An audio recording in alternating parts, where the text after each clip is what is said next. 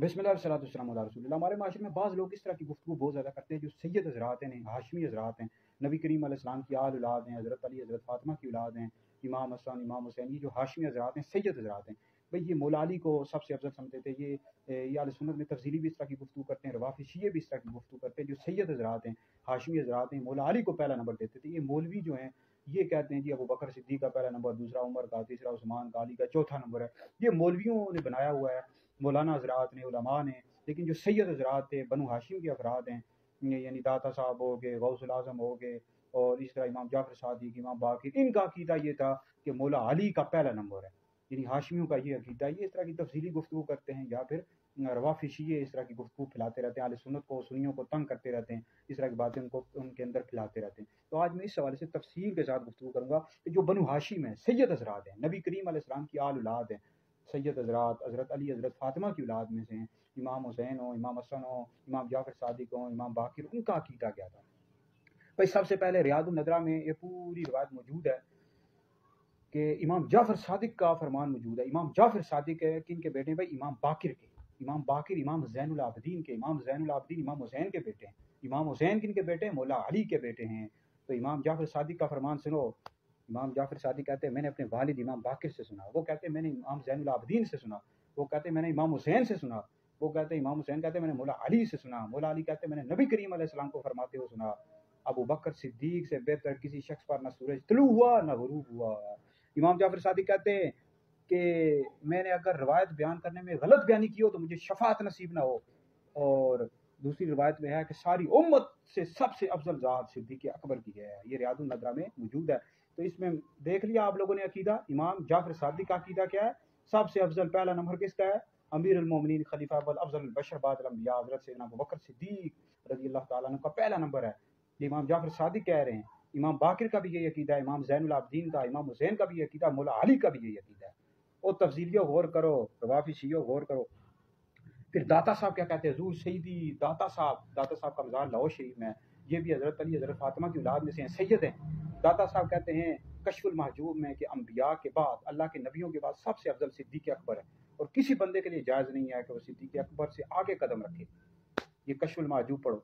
इमाम ज़ैनुल आबिदीन से सवाल हुआ कि शेखैन का जो मर्तबा है, हज़रत अबू बकर सिद्दीक़, हज़रत उमर का मर्तबा नबी करीम अलैहिस्सलाम की बरगाह में कैसा था। फरमाया वो दोनों हुज़ूर अलैहिस्सलाम के बराबर रोज़ा रसूल में लेटे हुए हैं। ये शेर आलाम नुबला पढ़ लो, शेर आलाम नुबला जिल्द नंबर 4 पढ़ लो कि हज़रत अबू बकर सिद्दीक़, हज़रत उमर, इन दोनों बुजुर्गों का अपने रोज़ा रसूल में नबी करीम अलैहिस्सलाम के साथ बनी है।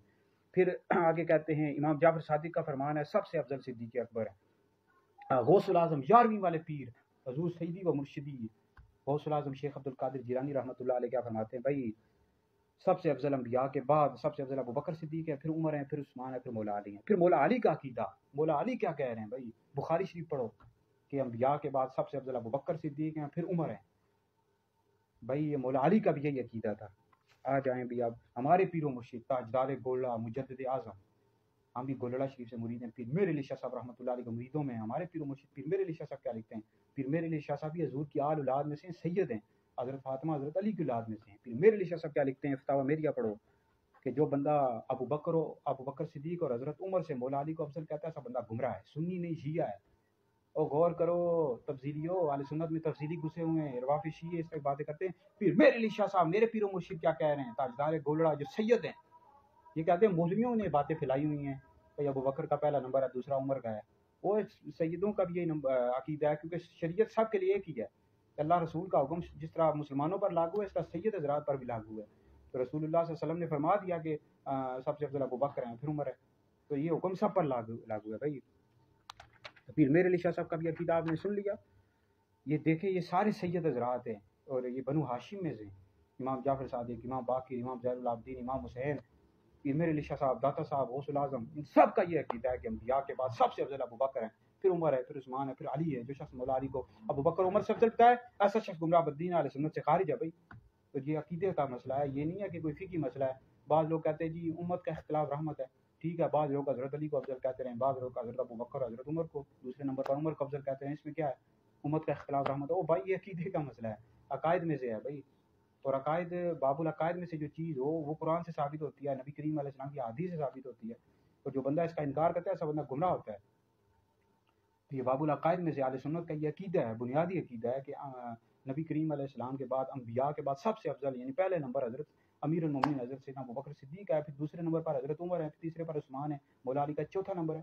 اور جو بندہ مولا علی کو یا پھر کسی صحابی کو یا اہل بیت میں سے کسی بندے کو حضرت ابوبکر صدیق حضرت عمر سے افضل کہتا ہے، ایسا بندہ گمراہ بدین ہے، اہل سنت سے خارج ہے۔ تو سادات کا یہ عقیدہ ہے، میں نے آپ کے سامنے واضح کر دیا، ٹھیک ہے۔ کہ ویسے اہل سنت کو تنگ کرنے کے لیے، سنیوں کو تنگ کرنے کے لیے روافی شیعہ اور اس طرح تفضیلی گفتگو کرتے رہتے ہیں، یہ سید حضرات کا یہ عقیدہ ہے۔ وہ بھائی اگر کوئی اس طرح سید حضرات کا عقیدہ بھی ہے وہ تفضیلی ہیں، یاد رکھیں اگر کوئی آپ کے سامنے آ کر کہتا ہے نا فلاں سید کا یہ عقیدہ ہے جی، فلاں شاہ جی کا یہ عقیدہ ہے، وہ بھی تفضیلی ہے، وہ تفضیلی جو ہوگا وہ گمراہ اہل سنت سے خارج ہے۔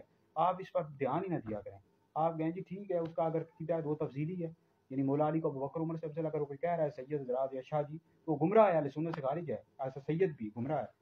بھائی سمجھ گئے ہو؟ تو تمام سادات کا یہ عقیدہ ہے، کیونکہ اللہ رسول کا حکم ہے، نبی کریم علیہ السلام کی واضح طور پر اس حوالے سے حدیث موجود ہے، صحابہ کا عقیدہ ہے، ساری امت کا عقیدہ ہے۔ امام اعظم ابو حنیفہ، امام شافعی، امام مالک، امام احمد بن حنبل، ان سب نے لکھا ہوا ہے، سب کا یہ عقیدہ تھا کہ انبیاء کے بعد سب سے افضل ابوبکر ہیں، پھر عمر ہیں، پھر عثمان ہیں، پھر مولا علی، مولا علی کا چوتھا نمبر ہے۔ تو یہی ترتیب ہے، علم میں بھی یہی ترتیب ہے، سب سے بڑے عالم ابوبکر، پھر عمر، پھر عثمان، پھر علی۔